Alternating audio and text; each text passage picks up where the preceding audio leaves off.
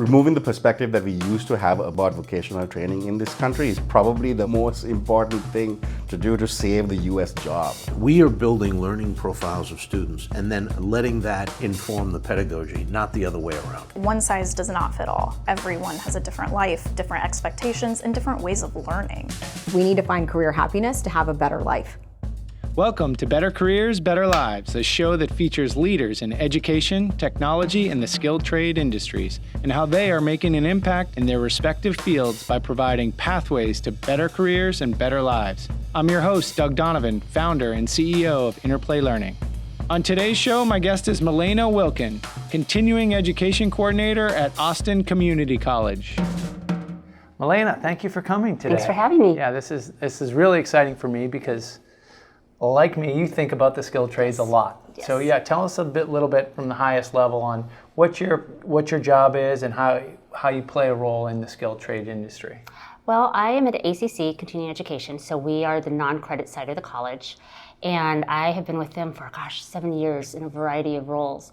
And what I am doing now is we're trying to attract students. So we know we've got this issue in the skilled trades area. We've got about, last I heard, 50% of the skilled trades workmen are going to be retiring over the next, I think we're down to like 5-6 years Serious now. Serious skills gap, that's not going away. And it's not, and it's getting worse. Yeah. And we don't have a well-developed pipeline of talent to replace these workers. And so we've got the programs, we've got great programs, we've got retired skilled trades workers who are instructors, so they know what they're doing. Right. But we don't have the students. But you just can't get the students. No. So tell us, let's start at the most basic level. What are the programs? Name a couple of them. We're talking HVAC, electrical, plumbing. What are we? We have HVAC. I have been corrected many times by people in the air conditioning field. It is not HVAC, it's HVAC. Yeah, that's an important distinction. Yes, and I honestly don't know why, but that's what I call it, so I don't make anybody mad.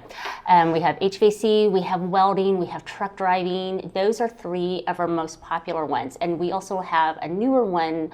It's called CPT, but it's part of our manufacturing division. Interesting. Got it. And the programs are typically how long? The shortest one, I believe, is our truck driving, which is 5 weeks. 5 weeks. And then our CPT and our welding programs, I believe, are a little bit longer. Those are pushing 3 or 4 months. Got it. And these are on the non-credit side. These are the non-credit explain side. what that is and maybe what a certificate program is versus the credit side. So for our programs, you get industry-wide recognized certificates. And the best way I can explain it is we were running a program out with one of the school districts a couple years ago.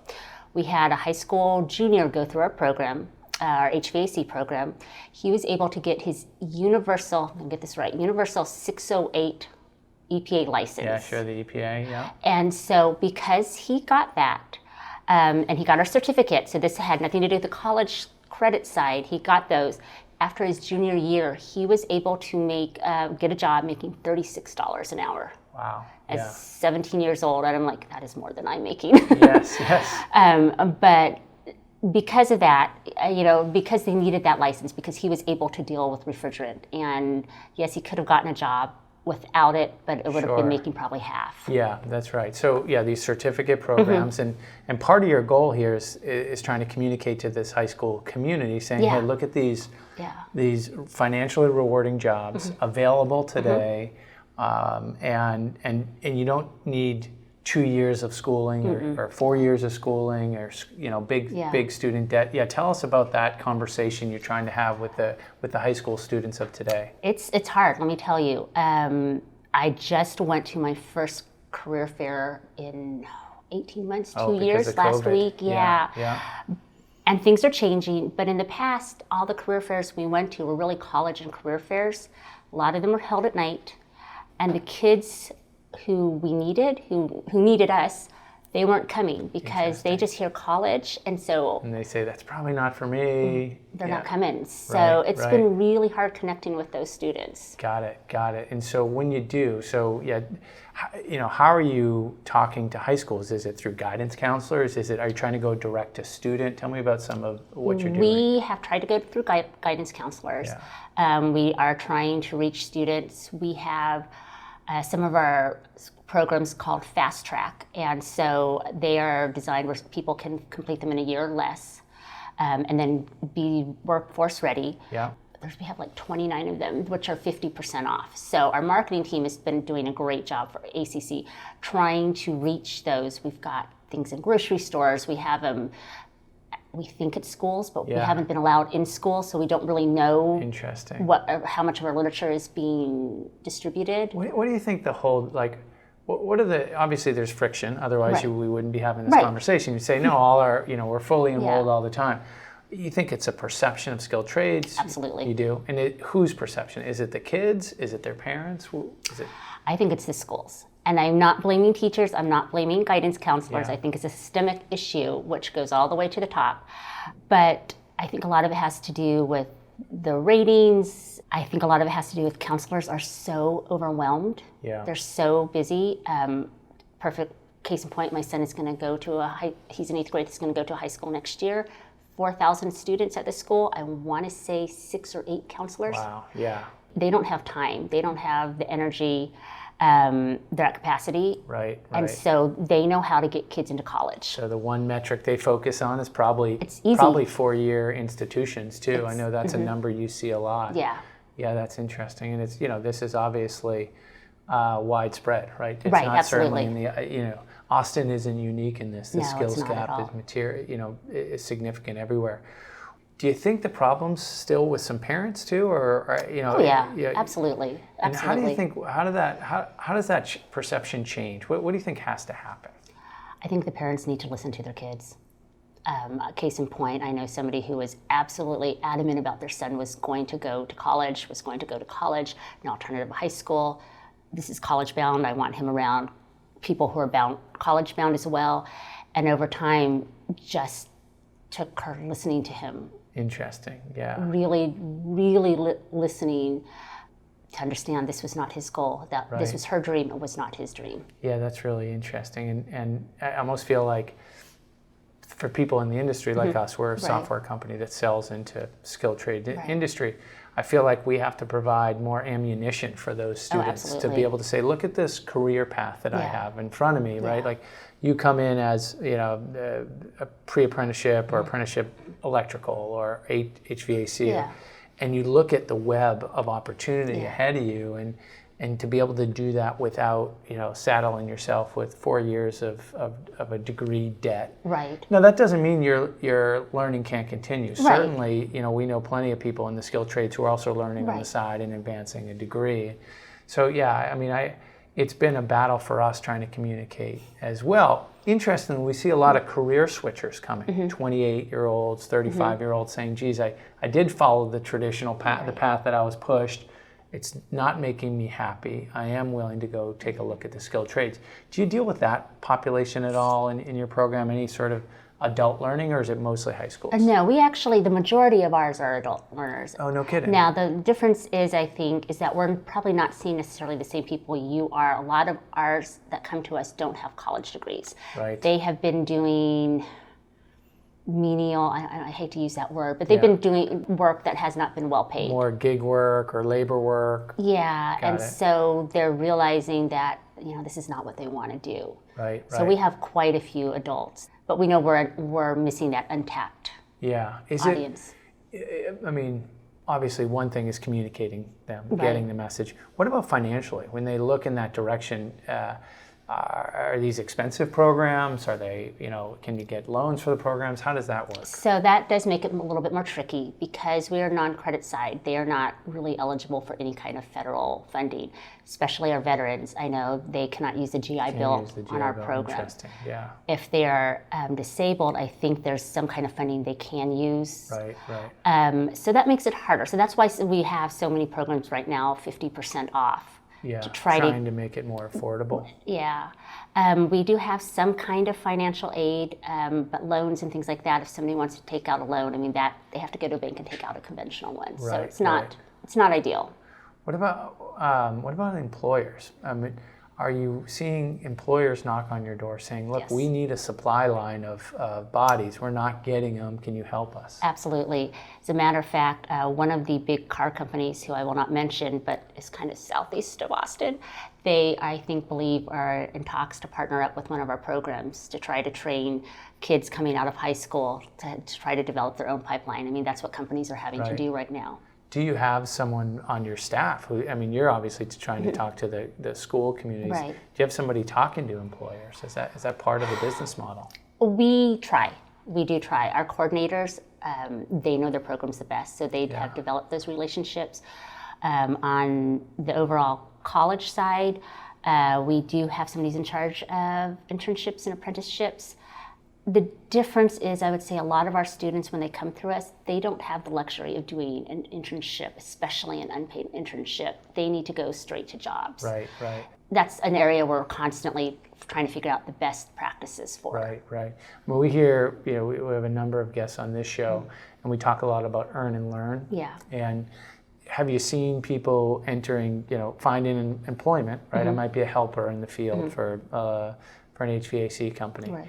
But I know I got to get my EPA and I do Yeah. some foundational training. Do you see some of that where they're actually earning during the day and learning in your programs? Or Yeah, we definitely do. Because we run, our programs are not just Monday through Friday, 8 to 5. We have them at night, we have them on the weekends. We really try to create our schedules to cater towards working adults. Yeah. When it's successful, when you find somebody and they get them in that path, right? I know, what does that look like? Tell me about the job placement rates, what does success look like when it goes well? Like with our truck driving program, basically, as our coordinator says, if somebody walks out of there without a job offer, they've done something terribly wrong. Okay, all right. He has companies come in, and I always joke, it's like truck driving rush. They throw their swag at them, and they're like, we're the best, we have this, and it's company after company trying to come in. So the students have their choice. Yeah, I would imagine. I mean, this skills gap is so pronounced in every one of these things. Yeah. What do you think the biggest misconception is about these trades jobs? That it's dirty, that it doesn't pay well. I think it's really just the stereotypes. Yeah.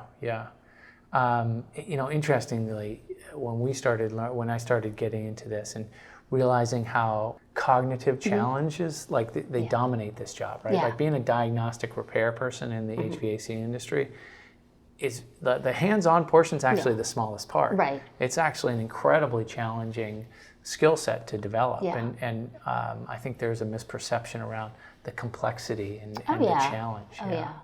And sort of the hands-on portion, the quote dirty part that you said. I mean, you do see who's our friend Mike Rowe does the show Dirty Jobs. I don't know if you ever watched that, but he tends to find the stuff that truly is dirty. Right. Where 90% of this stuff is just active hands-on work. Right. What do you think about Gen Z generally, given how focused they are in the digital world? Right, everything comes through their phone. Often they're attracted into that world. I mean, is that something that's also causing an issue? Probably, but not from within, I think, that generation. I think it's all of us are assuming that that's what they want. Right. And we're just focusing on it for them. Interesting. And I think the ones who do want to go into the trades, and I think some of them don't want to speak up.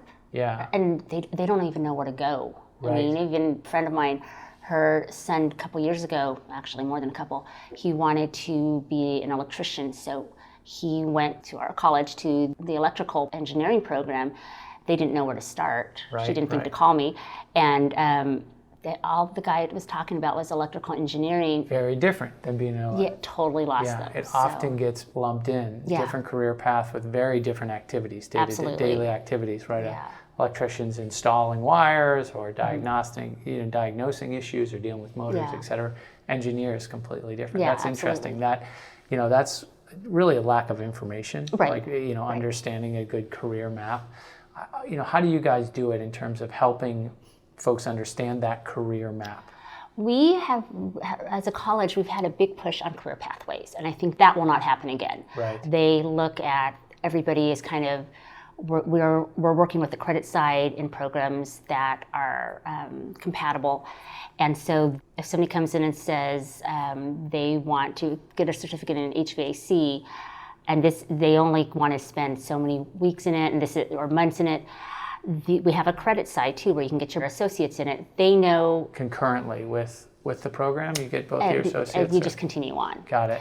They know to send that person over to us. Got it. If they're really focused on, Yeah. get me in the workforce, I'm Yes. ready to work. And Yes. that's what you guys are focused on. You're Yeah. really talking about a short on-ramp into a career. Yes. Tell me a little bit about what's the driving, when you see this work, when you see, you talked about listening to students saying, Yeah. look, this is what I want. If we listen to them, what do they want? Like, is this a financial pursuit? Is it a lifestyle pursuit? Is it a challenge? What are they really seeking? What's the Gen Z saying? This is what I want in a career. I think they want to make money. I mean, I think they want to be able to support themselves. Yeah. So you start there. You start with, look, Yeah. is this thing financially sound? Yeah. Right? Can I build a life around Yeah. that? What about, do they want to own their own company at some point? Are they working for others? You get a sense of, where they're going. They are all over the place They like are. the rest of us. I don't think that that generation differs than when you and I were in high school. Right. Some want to own their company, some want to be president of the United States, and some just want to go to work and come home each day, Punch the clock, and Yeah. do it that way, And the skilled trades affords that, right? I mean, Yeah, absolutely. The skilled trades there's so many ways you can go through Absolutely. it. Yeah. Well, this has been really, really helpful.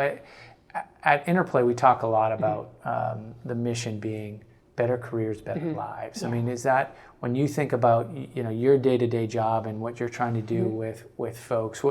Does that sort of align with your worldview, and what have you seen in that capacity where better careers and better lives are connected? Oh, absolutely. I mean, I think part of it is we have people who are coming to us who are not necessarily in a good place financially, and so they don't enjoy anything because they're living paycheck to paycheck. So they're coming to us because they need some kind of balance and not have to worry about how they're going to pay for food and rent or their car payment or whatever every single week.